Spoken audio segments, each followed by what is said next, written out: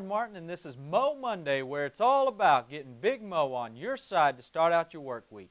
Getting the motivation you need on Monday to be who you were created to be all week long. Last week I used a quote by Gil Bailey that goes, "Don't ask yourself what the world needs. Ask yourself what makes you come alive, and then go do that. Because what the world needs is people who have come alive." And I've had several people ask, is that really important? Is it really important to do something that makes you come alive? Can't you just be really good at the job that you're doing that pays good money? Well, yes, you can be good at that. But the real question is what you're doing, is it really making a difference in the world? It's been said that the greatest tragedy is not failure. The greatest tragedy is to succeed at something that doesn't matter. And that's what I mean by what makes you come alive. Because the world is in desperate need of things that make them come alive. I was in Pakistan a few years ago, and I had the opportunity to speak in a church, and I was a little late to the service, so I came in, and I sat down in the back row, and right beside me on the back row was a big igloo full of water, and on top of that was this cup. And as I sat there, I was watching the church service, and a little about 4-year-old girl gets up, and she walks all the way to the back of the room, and she takes that cup off of that cooler, and she fills it all the way up to the brim. And then she drinks it and drinks it, and she drank it until she couldn't drink anymore, and at the end she goes, ah.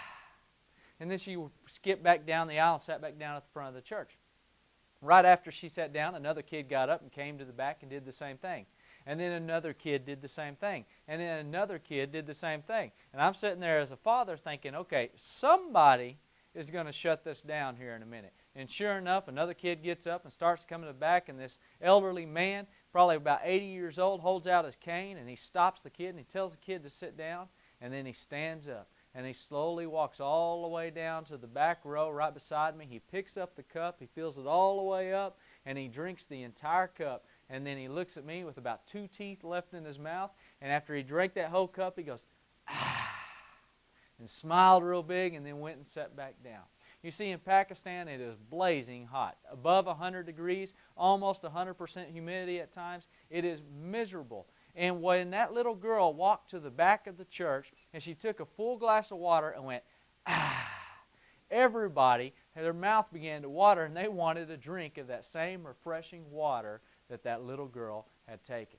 Now, you know where I can go with this spiritually, and that is very true, that Christ is that fresh cup of water. But it also applies in everyday work and everyday life, in your home, that what people are looking for is they're looking to look at someone's life and see them go, ah, some relief, some hope, something that is in you that gives them life.